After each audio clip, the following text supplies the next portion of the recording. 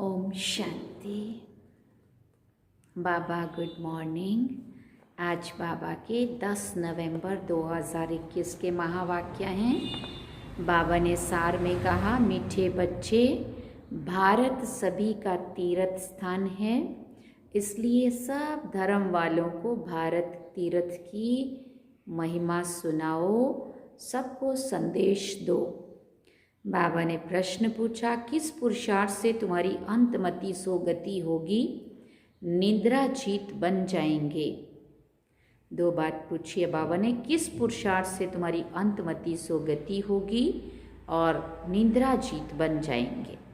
तो बाबा ने उत्तर में कहा, रात को जब सोने जाते हो तो पहले बाप और वर्षे को याद करो, स्वदर्शन चक्र फिराते रहो, जब नींद आए तो सो जाओ, फिर अंतमति सोगति हो जाएगी। सवेरे उठेंगे तो वही पॉइंट याद आती रहेगी। जो क्लोजिंग होगी ना रात को, जो सोच के सोएंगे तो जैसे सुबह उठेंगे वहीं से फिर से आपको शुरुआत होगी संकल्पों की। जब नींद आए तो सो जाओ, फिर अंतमति सोगति हो जाएगी। सवेरे उठेंगे तो वही पॉइंट फिर याद आती रहेगी। ऐसा अभ्यास करते तुम नींद को जीतने वाले बन जाएंगे। जो करेगा सो पाएगा। करने वालों की चलन प्रसिद्ध होती जाती है। जो कर्म में आएगा तो वो उससे स्थिति भी बनेगी ना, वो चलन प्रसिद्ध होती जाएंगी। गीत हम सबने सुना, जो पिया के साथ है उसके लिए ज्ञान की बरसात है। ओम शांति। जो पिया के साथ है, अब दुनिया में बाप तो बहुत है, परंतु उन सब का बाप रचयिता एक ही है। वही ज्ञान का सागर है। ज्ञान से ही सद्गति होती है। सद्गति भी मनुष्य की तब होती है जब सत्युग की स्थापना होती है, होनी है। बाबा को ही कहा जाता है सद्गति दाता। जब जब संगम का समय हो तब तो ज्ञान सागर आकर सद्गति में ले जाएंगे ना। इस समय दुर्गति तो सबकी है, दुर्गति भी सबकी एक जैसी नहीं होती है। सबसे प्राचीन भारत है। भारतवासियों के ही 84 जन्म गाए हुए हैं। जरूर जो पहले पहले मनुष्य होंगे वही 84 जन्मों के लायक होंगे। देवताओं के 84 जन्म तो ब्राह्मणों के भी 84 जन्म। मुख्य को ही उठाया जाता है। बाप ब्रह्मा द्वारा नई सृष्टि रचने के लिए पहले पहले सूक्ष्म लोक रचते हैं, फिर नई सृष्टि की स्थापना होती है। त्रिलोकीनाथ, बाबा कहते त्रिलोकीनाथ एक बाप है ना, बाकी उनके बच्चे भी अपने को त्रिलोकीनाथ कह सकते हैं। यहाँ तो बहुत मनुष्यों ने अपने नाम भी रखवा दिए हैं त्रिलोकीनाथ। डबल देवताओं के भी नाम रखवा दिए हैं। हाँ, तो बहुतों के नाम गौरी शंकर, राधे श्याम। अब राधे श्याम अलग अलग राजाई के थे। जो अच्छे बच्चे हैं उनकी बुद्धि में बहुत अच्छी पॉइंट्स की धारणा होती रहती है। जो होशियार डॉक्टर होगा उनकी बुद्धि में बहुत दवाइयाँ होंगी।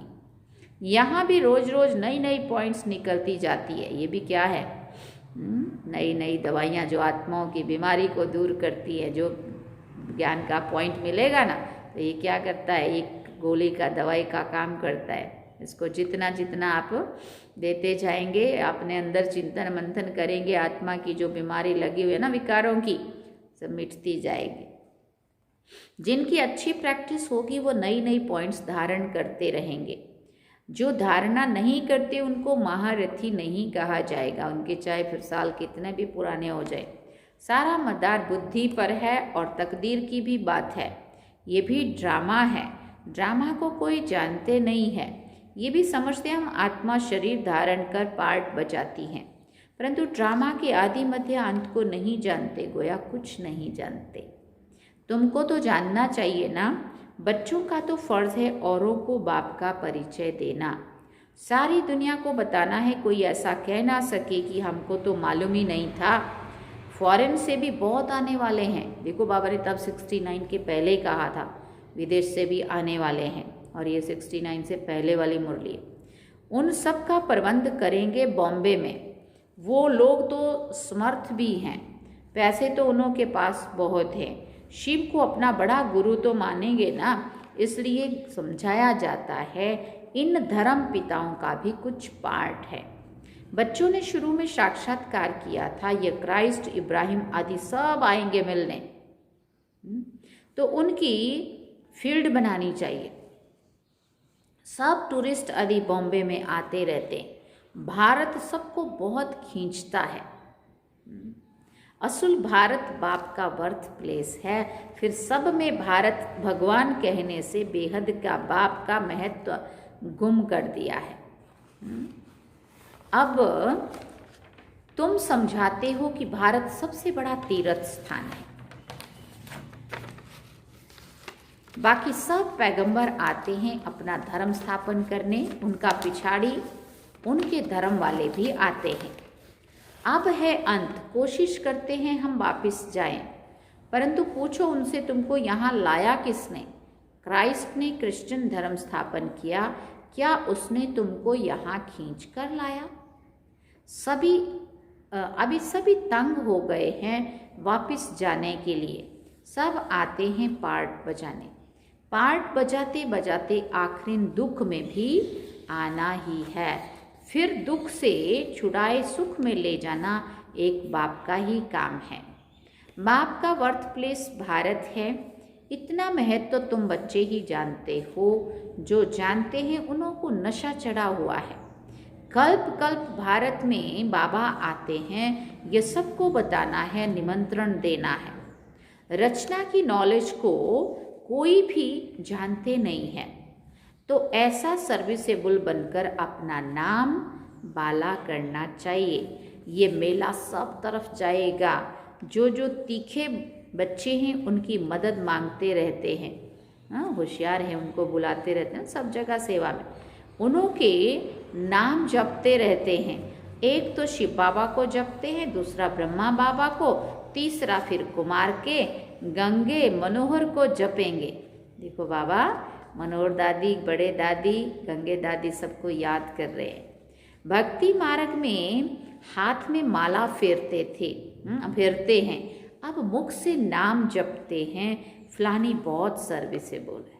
भक्ति में माला के मन के जाप करते हैं और बाबा कहते हैं अभी जो अच्छे सेवाधारी हैं उनके दूसरे लोग नाम जपते हैं, जैसे अभी शिवानी बहन को, जयंती दीदी को, आशा दीदी को, सारे दीदियों को, बड़ों को, सीनियर को, दादियों को, सबको याद करते हैं ना, तो उनके नाम की माला जाप करते हैं, उनको बुलाएंगे उनसे, है ना।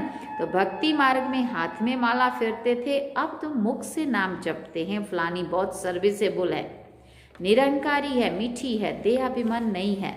कहते हैं ना घुरत घुराए, स्नेह दो तो स्नेह मिलेगा।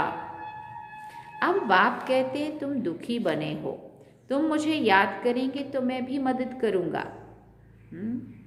तुम नफरत करेंगे तो ये तो गोया अपने ऊपर नफरत करते हो, पद नहीं मिलेगा। अगर हम किसी से नफरत कर रहे हैं तो समझो हम अपने से नफरत कर रहे हैं, क्योंकि किसी से नफरत करके हमने हमारा भाग्य गंवाया। तो बाबा कहते सतयुग में फिर ऊंच पद नहीं मिलेगा। धन कितना अथाह मिलता है, किसी को लॉटरी मिलती है तो कितना खुशी होती है, उनमें भी कितने इनाम आते हैं, फिर सेकंड प्राइज, थर्ड प्राइज भी होती है। ये भी ईश्वरीय रेस है, ज्ञान और योग की रेस है। जो उनमें तीखे जाएंगे वही गले का हार बनेंगे और तख्त पर नजदीक बैठेंगे। तुम सब कर्म योगी हो, फिर बाबा ने कहा तुम सब कौन हो? कर्म योगी हो। अपने घर को भी संभालो। देखो बाबा ने कभी नहीं कहा तुम घर नहीं संभालो, लेकिन हम इतना उस तरफ झुक जाते कि घर ही संभालने में फिर लग जाते हैं। फिर बाबा की तरफ का वो बैलेंस है ना, बाबा ने लौकिक भी और अलौकिक की दोनों जिम्मेवारियां निभाओ।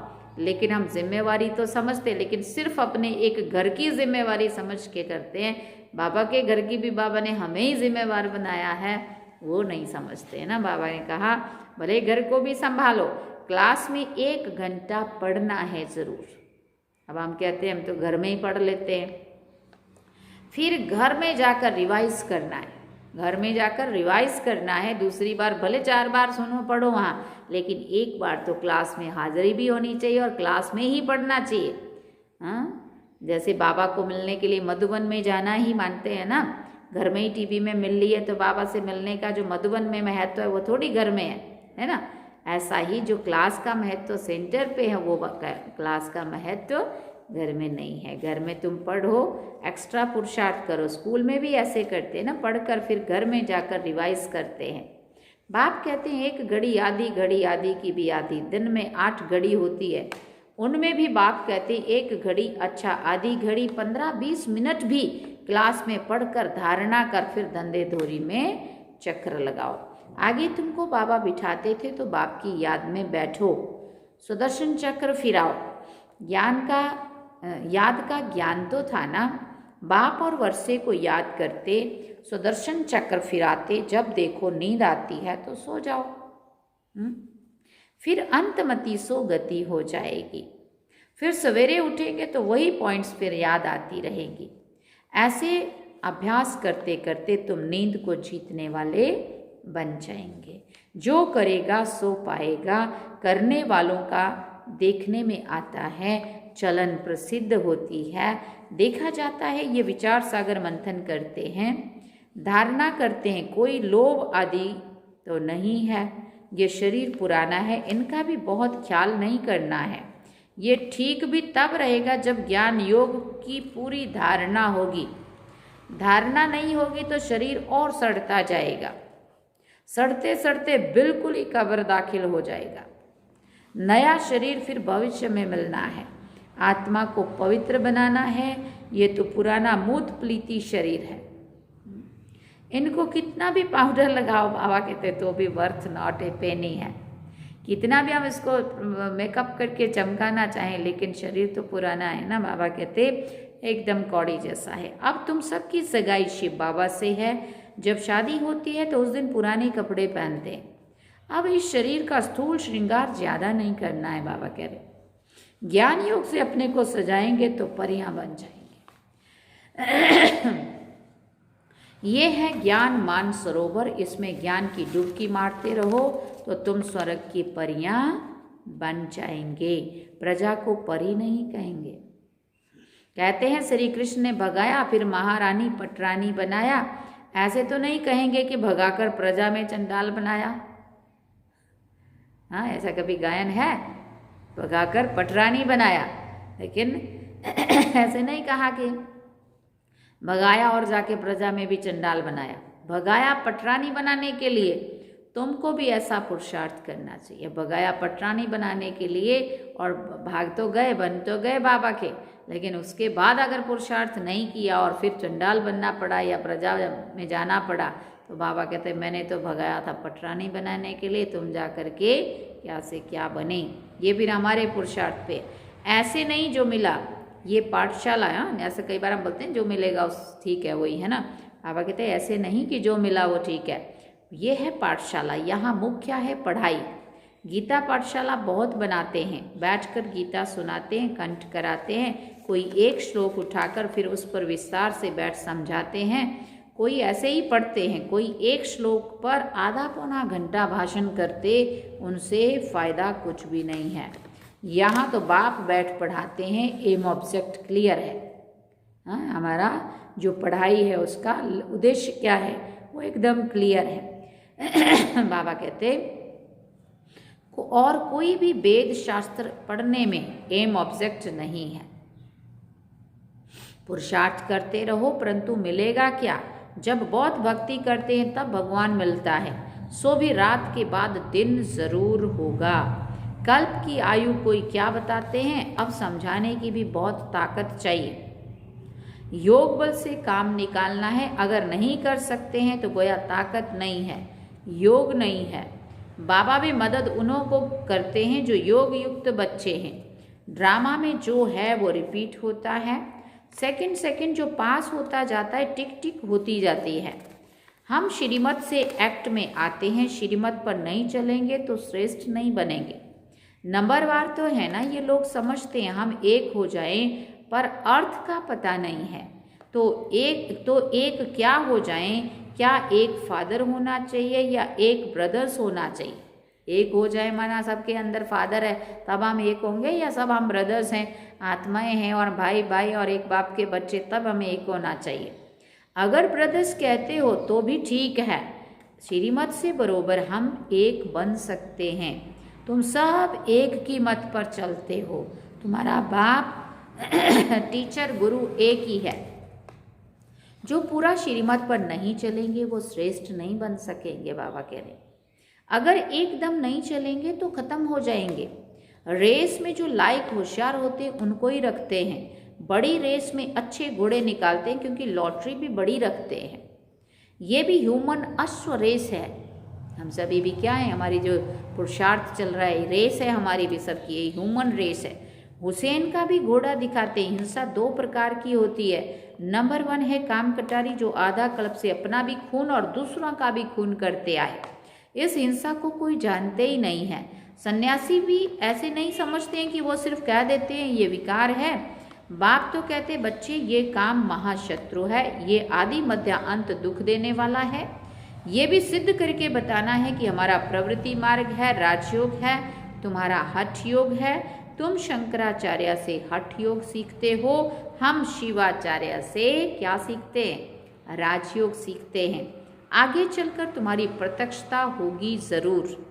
कोई प्रश्न पूछते हैं तो देवताओं के 84 जन्म 5000 वर्ष में हुए, कृष्ण के कितने हुए, क्राइस्ट को 2000 वर्ष हुए। अब हिसाब करो उनकी एवरेज में कितने जन्म हुए, 30-32। ये तो क्लियर है। जो बहुत सुख देते हैं वो बहुत दुख भी जो बहुत सुख देखते हैं वो बहुत दुख भी देखते हैं। और धर्म वालों को कम सुख कम दुख मिलता है, एवरेज का हिसाब निकालना है। मुख्य जो प्रिसेप्टर्स हैं उनका जन्म निकालेंगे, पीछे जो आते हैं वो थोड़े थोड़े जन्म लेंगे। बुद्ध का नाम इब्राहिम का भी हिसाब निकाल सकते हो करके, 1-2 जन्म का फर्क पड़ेगा। एक्यूरेट तो नहीं बता सकेंगे, अबाउट में समझा दें कि लगभग इतना होगा, बाकी एक्यूरेट नहीं। ये सब बातें विचार सागर मंथन करने की हैं।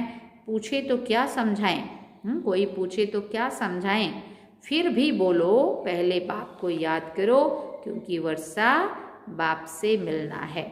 जन्म जितने लिए होंगे उतने ही लेंगे, बाप से वर्षा ले लो। अच्छी रीति समझाना है, मेहनत का काम है, मेहनत तो है ना।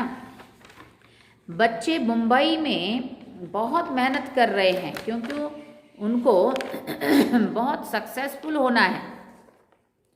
इसमें बुद्धि चाहिए, बाबा के धन से बहुत लव चाहिए। कोई तो धन नहीं लेते हैं, अरे ज्ञान रत्न लो और धारणा करो तो कहते हैं हम क्या करें, हम समझते नहीं हैं। नहीं समझते हो तो तुम्हारी भाभी, बाबा कहते मैं क्या करूं, बाबा तो समझाते पर समझ में नहीं आता, तो बाबा कहते तुम्हारा ड्रामा में फिर पार्ट। अच्छा, मीठे मीठे सिकिल दे बच्चों प्रति माता पिता बाप दादा का याद प्यार और गुड मॉर्निंग।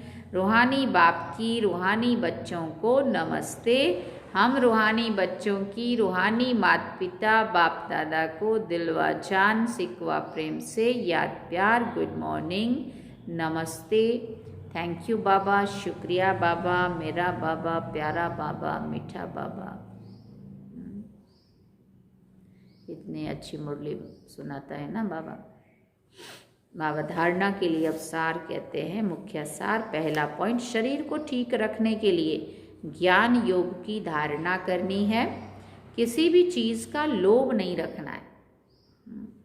इस ज्ञान योग से सजना है, स्थूल श्रृंगार से नहीं। आज देखो दुनिया, जब ज्ञान सुनना हो, कुछ अच्छी बात सुननी हो तो कहेंगे टाइम ही नहीं है हमारे पास, क्या करें, बहुत बिजी रहते। और ऐसे देखो माताएं ब्यूटी पार्लर में जाके घंटों वहाँ पे बिगाड़ेंगी, बाहर से सुंदरता जो ओरिजिनल है ना, नेचुरल ब्यूटी, उसको भी बिगाड़ के, और वो क्या बोलते हैं उसको, मेकअप करके, और कितना घंटों टाइम भी बिगाड़ा और पैसा भी बिगाड़ा और शक्ल भी बिगाड़ी। हाँ, अब जो करता है मेकअप, वो अगर ना करे ना बीच में, तो फिर देखो उसकी शक्ल क्या बनने लगती है। और जो ओरिजिनल है वो तो ओरिजिनल रहते हैं, उनको कोई फर्क नहीं। बाबा कहते अब स्थूल श्रृंगार नहीं करना है, उसमें जो टाइम बिगाड़ रहे हो ना, वो टाइम अगर हम ज्ञान योग में लगा दें तो देखना चेहरे पे ऐसी रूहानियत आएगी जो चेहरा वैसे ही चमकने लगेगा। क्योंकि गुणों से, संस्कारों से, अच्छे गुणों से, अच्छे संस्कारों से जो रूहानियत आती है ना चेहरे पर, वो उस ब्यूटी से भी वो लाख गुना अच्छी होती है और उसमें पैसा भी नहीं लगता। सबसे बड़ा फ़ायदा ये है। और वो ब्यूटी के लिए हम कितना टाइम भी लगाते हैं, पैसा भी बिगाड़ते, शक्ल भी बिगाड़ते हैं, और फिर जो आदत पड़ गई अंत में देखना, जब मेकअप भी करने के लिए कुछ नहीं मिलेगा तब देखना ओरिजिनल शक्लें सबकी सामने आएंगी। बाबा कहते इस ज्ञान से सजना है। जितना जितना इस ज्ञान का चिंतन मंथन करेंगे, धारणा में लाएंगे, प्रैक्टिकल उसको कर्म में लाएंगे, तो देखना चेहरे ही चमकने लगेंगे। दूसरी बात, एक घड़ी आधी घड़ी पढ़ाई अवश्य करनी है, ज्ञान और योग में रेस करनी है। वरदान में बाबा ने कहा, सर्व के दिलों के राज को जान, सर्व को राजी करने वाले सदा विजयी भव। सर्व के दिलों के राज को जान, सर्व को राजी करने वाले सदा विजयी भव। विजयी बनने के लिए हर एक के दिल के राज को जानना है। किसी के मुख द्वारा निकलने वाले आवाज से उसके दिल के राज को जान लो तो विजयी बन सकते हैं, लेकिन दिल के राज को जानने के लिए अंतर्मुखता चाहिए।